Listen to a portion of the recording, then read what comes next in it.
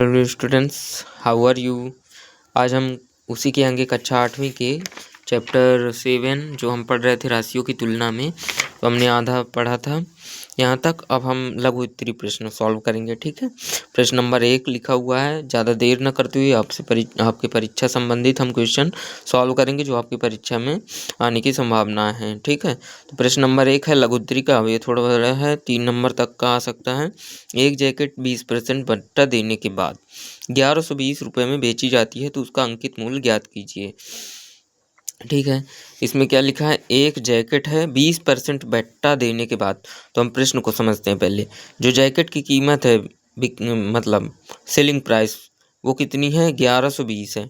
ठीक है, और वो कब 1120 रुपये की मिल रही है, 20% का डिस्काउंट है। ठीक है, 20% का। तो क्या करना है, हमें इसका अंकित मूल्य ज्ञात करना है। तो ये जो 20% का डिस्काउंट मिल रहा है, आप समझिए काहे में लगेगा, अंकित मूल्य में 20% छोड़ेगा, तब जाके 1120 रुपये में मिलेगी। ठीक है, तो अब हमें क्या करना है, अंकित मूल्य ज्ञात करना है। तो चलिए हम इस प्रश्न को देखते हैं,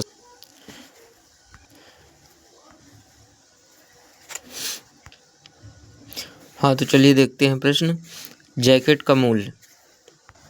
तो हमने प्रश्न को सॉल्व करने की मेथड बताया था आपको कि सबसे पहले हम क्या लिखते हैं, दिया है। ठीक है, तो ये जरूर करना है सभी प्रश्नों में। सबसे पहले यदि हमने क्या लिखना है, दिया है, तो दिया क्या क्या है, विक्रय मूल्य। ठीक है, सेलिंग प्राइस दिया है ना, जैकेट का कितना है, विक्रय मूल्य लिखेंगे 1120 रुपये। ठीक है, और क्या दिया है, बट्टा। बट्टा मतलब डिस्काउंट। डिस्काउंट कितना दिया है, 20%। अब हमें क्या ज्ञात करना है, आगे लिखेंगे ज्ञात करना है। क्या ज्ञात करना है, अंकित मूल्य। किसका, जैकेट का अंकित मूल्य क्या करना है, ज्ञात करना है। तो यहाँ से शुरू करेंगे, हम लिखेंगे माना जैकेट का अंकित मूल्य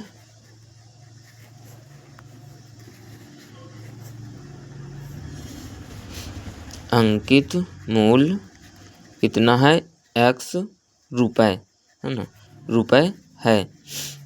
तो यहाँ एक सूत्र बनेगा, देखिए कौन सा, अंकित मूल्य का।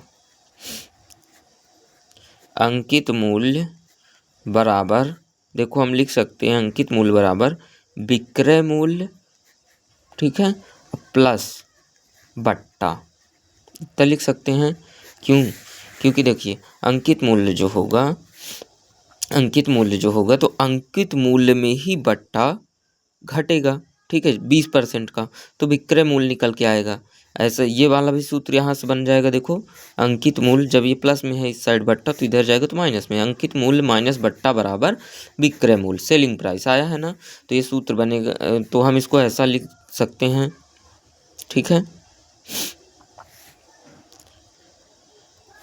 अब इसी से हम बनाते हैं, देखो अंकित मूल्य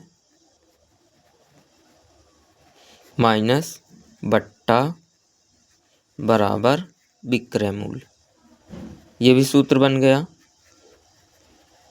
ठीक है, अब हमने यहाँ ऐसे क्यों लिखा था, क्योंकि हमें अंकित मूल्य ज्ञात करना था। ठीक है, तो ये सूत्र होता है अंकित मूल्य बराबर विक्रय मूल्य प्लस बट्टा। मतलब अंकित मूल्य वो कहलाएगा जब हम विक्रय मूल्य, ठीक है, जितना है और बट्टे को जोड़ देंगे तो अंकित मूल्य, मतलब जो प्रिंट रेट है वो निकल के आएगा। तो अंकित मूल्य कितना है, हमने माना है यक्स। अब माइनस लगा, माइनस बट्टा कितना है, 20%। अब 20% जो है बट्टा, वो काहे का है, यक्स का 20% होगा। अंकित मूल्य में 20% किसका घटाएंगे, मतलब वो जितना होगा अंकित मूल्य उसी का ना 20% घटाएंगे। तो अंकित मूल्य कितना है, यक्स का, तो यक्स का 20% हम अंकित मूल्य जितना होगा उसमें घटाएंगे। ये देखो यहाँ समझ में नहीं आता है बच्चों को कि आखिर ये डबल डबल कैसे हो गए, बढ़ जाएगा जब गुणे में है, तो बढ़ेगा नहीं, ये कम होगा। क्यों, क्योंकि बटे में 100 है, अब 20 से बड़ा 100 है, तो बटे वाला बड़ा है, तो ये कम ही होगा। ठीक है, तो इसकी दिक्कत नहीं लेनी है। और विक्रय मूल्य कितना है, 1120 रुपये। ठीक है, तो इधर देखिए एक बार और समझाते हैं ये कैसे आता है। अंकित मूल्य मतलब टोटल प्राइस, मान लो किसी भी जैकेट की है, मान लो कोई भी सामान की है 1200 रुपये, ठीक है। अब बट्टा कितना मिल रहा है 20% का, मान लो 10% का बट्टा मिल रहा है, ठीक है। तो 10% ये समझ में ना आए तो 20% लेते हैं, ठीक है। ये 10% ज़्यादा नॉर्मली हो जाता है। 20% का बट्टा मिल रहा है तो 20% छूट मिल रही है। तो अब हम 20% की छूट इसमें से कैसे निकालेंगे बताओ। ये तो पूरा 100% है। तो अब हम 20% की छूट देखो कैसे निकालेंगे। पहले हम 20% निकालेंगे, है ना। इसका 20%, 1200 रुपये की कोई भी चीज़ है, मान लो उसमें प्रिंट रेट, तो हम इसका 20% निकालेंगे पहले हैं। तो 20/100, तो ये 0 से 0 कटा। अब 12 दूनी 24, 240 रुपये क्या आया 20%, है ना। तो 20% की छूट मतलब 240 रुपये कम। तो कम किस में होगा, जो प्रिंट रेट है उसी में ना कम होगा। तो मतलब 1200 रुपये में 240 रुपये कम। तो 240 घटाएंगे तो 1160 रुपये आएगा। नहीं नहीं नहीं नहीं, गलत हो जाएगा। हाँ, तो इसको घटाते हैं 0, 10 में 4 गए 6, 11 में 2 गए 9, 960 रुपये आएगा, ठीक है। तो 960 रुपये जो होगा तो क्या होगा, विक्रय मूल्य हो कहलाएगा। इतने में वो दुकानदार बेच देगा, ठीक है। मतलब देखो 1200 का प्रिंट रेट अंकित मूल्य है और उसमें 20% बट्टा मतलब 240 रुपये की छूट। अब देखो प्रतिशत में बट्टा दिया है इसीलिए नहीं तो कोई दुकानदार क्या होते हैं, कह देते हैं कि हो गया हम 100 रुपये छोड़ देंगे। लेकिन ये जो वहाँ होते हैं मॉल वगैरह में, तो ये परसेंट में छूट लिख के देते हैं ना, 10% डिस्काउंट, 20% डिस्काउंट। तो इस तरह डिस्काउंट निकाला जाता है और फिर उसकी विक्रय सेलिंग प्राइस ज्ञात की जाती है। विक्रय मूल्य देखा जाता है कितने में मिलेगी हमको, ठीक है। कभी मॉल जाना तो ऐसे निकालना है, ओके। तो अब इसका देखो, अब ये समझ में आया कि अंकित मूल्य में ही मतलब प्रिंट मूल्य में हम क्या करेंगे, प्रिंट मूल्य के ही 20% को, 20% मतलब उसी के 20% को घटाना है, ठीक है, ऐसा। तो चलिए यहाँ कितना हुआ यक्स, 20/100 बनाया ये। अब 20 यक्स हो गया बटे 100 बराबर 1120 रुपये। अब देखो ये 100 उधर बटे में है तो उधर जाएगा, लेकिन अब ये यक्स है तो यक्स के बटे में कुछ नहीं है तो 1 है मान लो, ठीक है। या फिर हम इसका डायरेक्ट 100 यक्स के साथ गुणा कर सकते हैं। तो क्या बनेगा 100x - 20x। अब बटे में कितना होगा, पूरे के बटे में 100, इधर कितना आएगा 1120। अब देखो ये 100 में 20 गया तो कितना आया 80x। अब ये बटे वाला 100 उधर जाएगा तो काय में हो जाएगा, बटे वाला 100 उधर जाएगा तो गुणे में हो जाएगा, मतलब 1120 और गुणे में 100, ठीक है। अब देखो यक्स की वैल्यू फाइंड करना है हमें, तो 1120 और गुणे 100 और बटे में 80, ठीक है, इतना बनेगा। अब 8 का 2 का भाग 2 इसमें से, 2 पंचे 10, इधर कितना आएगा 4, 4 3, 4 दूनी 8, 8 चौको 32। अब इधर देखो 5 से गुणा इसका कैसे किया जाता है, इसका आधा करके 0 लगा दिया जाता है। मतलब 24 28 है ना, तो 5 का गुणा करने के लिए 28 का आधा करेंगे तो 14, अब एक 0 लगा देंगे, बस आंसर आ जाएगा, ठीक है।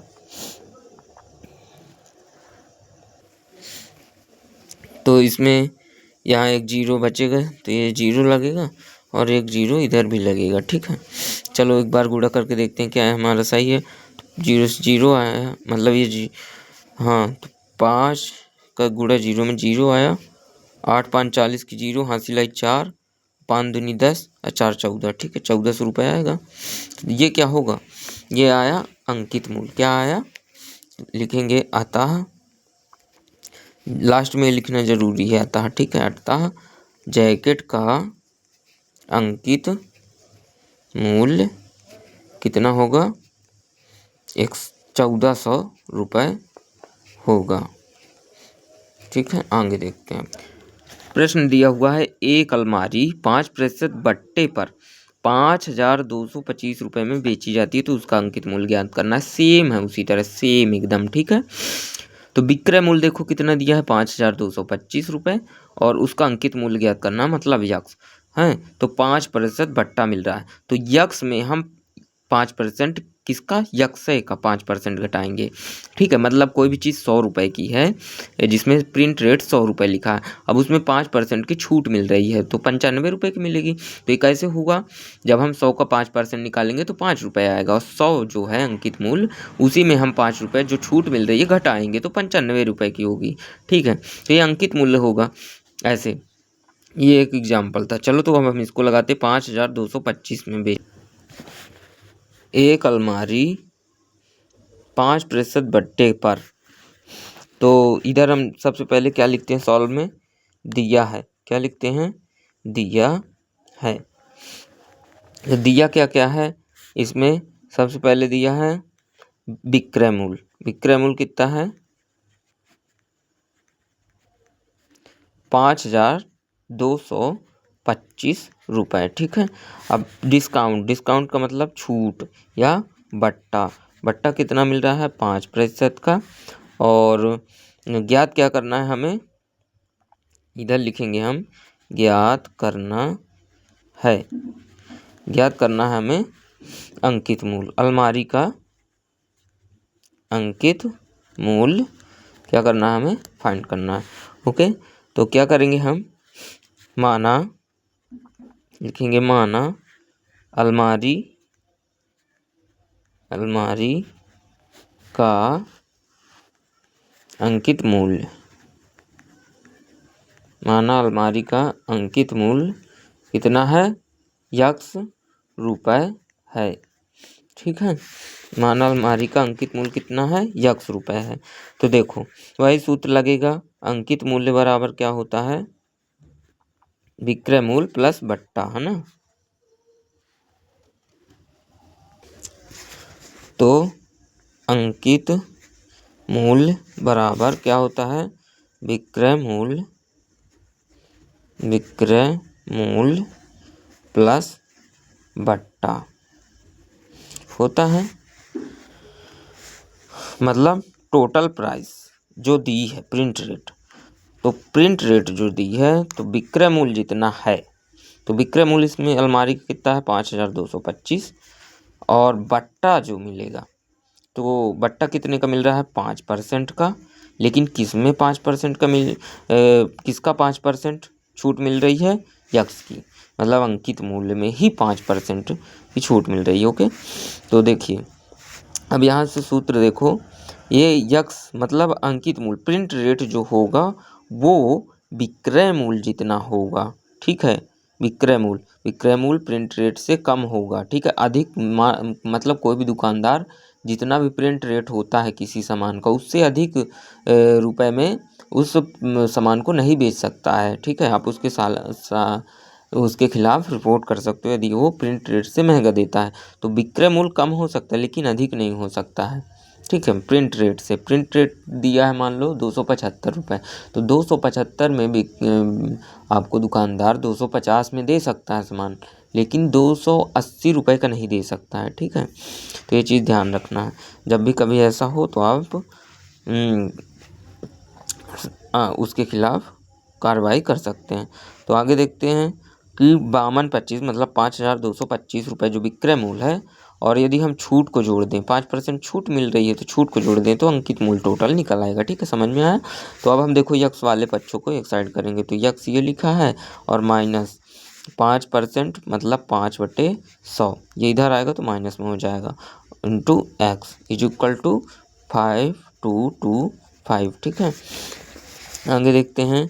अब देखो ये 100 का गुणा यक्स के साथ होगा तो कितना बनेगा, 100 यक्स माइनस 5 यक्स बराबर 5225 गुणे ये वाला 100 अब इधर आ जाएगा। मतलब ये पहले तो अभी ना करेंगे नहीं तुम्हारे समझ में ना आएगा, ये तो बट्टे में हुआ पूरे के बट्टे में 100।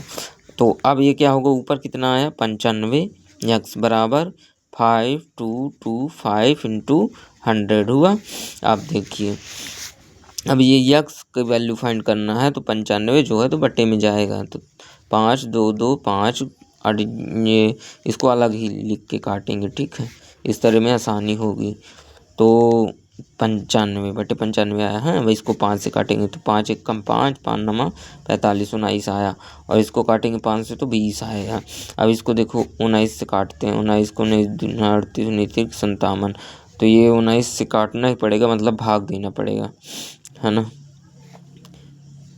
तो 19 दूना 38, बचा कितना 40, 10, 14 आएगा इस साइड, तो इधर आएगा 14, मतलब ये बनेगा 142।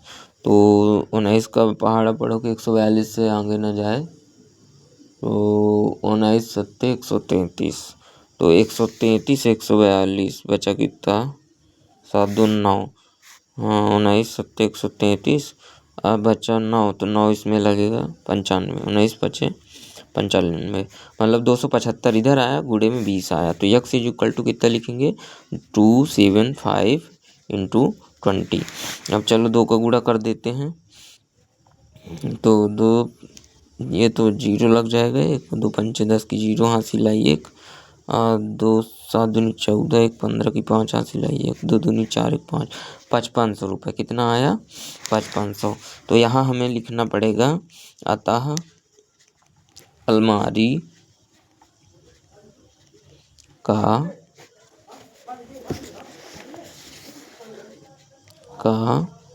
क्या अंकित मूल्य क्या है,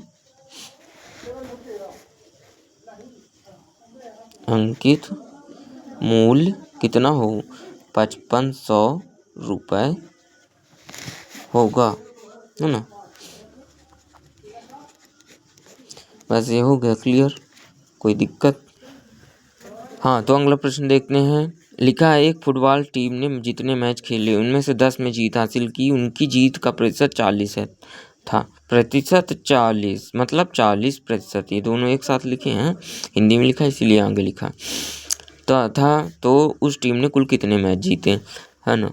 तो इसमें लिखा है एक फुटबॉल टीम ने जितने मैच खेले, मतलब टोटल जितने मैच खेले उनमें से 10 में जीत हासिल की, ठीक है। तो 10 में जीत हासिल की, तो जीतने का प्रतिशत 40 है, तो 40% किसके बराबर है 10 मैचों के बराबर। तो बचा कितना 60, है ना। तो 60% निकाल के इसी में जोड़ देना। चलो ठीक है, तो उस टीम ने कुल कितने मैच खेले, तो चलिए सॉल्व करते इसको।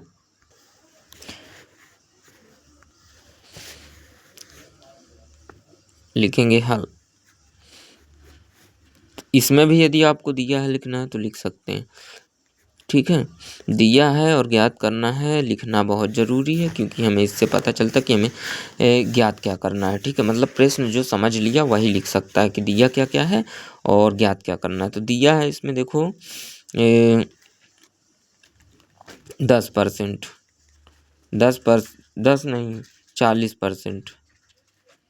किसका 40%, मान लो क्रिकेट मैच माना यक्स मैच खेले हैं टोटल, हमें पता नहीं कितने टोटल मैच खेले, तो यक्स मानेंगे। और यक्स का 40% कितना दिया है 10 मैच, ठीक है, ये दिया है। तो हमें क्या करना है, ज्ञात करना है, क्या ज्ञात करना है, यक्स की वैल्यू फाइंड करनी है ना। तो यहाँ लिखेंगे, अब सॉल्व कर रहे हैं, ठीक है। तो माना कि कुल एक्स मैच क्रिकेट टीम द्वारा खेले गए, ठीक है। तो टोटल कितने मैच हुए यक्स मैचेज, तो देखो यक्स मैचेज हैं टोटल, तो यक्स का 40% बराबर, चूंकि यहाँ क्या लिखेंगे, यहाँ क्या लगाएंगे, चूंकि का मतलब ये दिया है इसीलिए, ठीक है। तो चूंकि यक्स का 40% बराबर कितने मैचेज 10 मैचेज, ठीक है, 10 मैच है किसका, यक्स का 40%। तो इसको सॉल्व करते हैं। तो यक्स का की जगह गुणा 40/100, प्रतिशत की जगह 1/100 होता है, हमने बताया था आपको, ठीक है, बराबर 10। और तो ये आगे क्या बनेगा, यक्स बराबर, अब देखो ये जो बटे में है तो उधर जाएगा तो गुणे में हो जाएगा। अभी सिंगल नहीं है, क्यों, क्योंकि इधर गुणे है, यदि प्लस होता माइनस होता तो 100 को गुणा इसके साथ होता, लेकिन इधर गुणे है मतलब 40 यक्सा लिखा है, ठीक है। तो इसीलिए हम ये पूरे के बटे में है ऑलरेडी, इसीलिए उधर जा रहा। यदि इधर प्लस होता माइनस होता तो ये 100 जो है तो पहले इसके साथ गुणा होता, फिर ये जुड़ता या घटता, फिर ये उधर जाता, लेकिन अभी ये गुणे में है तो इसीलिए डायरेक्ट उधर जाएगा। तो 10 गुणे 100 बनेगा ये, और ये गुणे में है यक्स के 40 तो इधर आएगा तो बटे में होगा। इस जीरो से ये जीरो कटा, इधर कितना आया 25, मतलब टोटल आएगा यक्स इज इक्वल टू कितना आएगा 25 मैचेज लिखेंगे। आता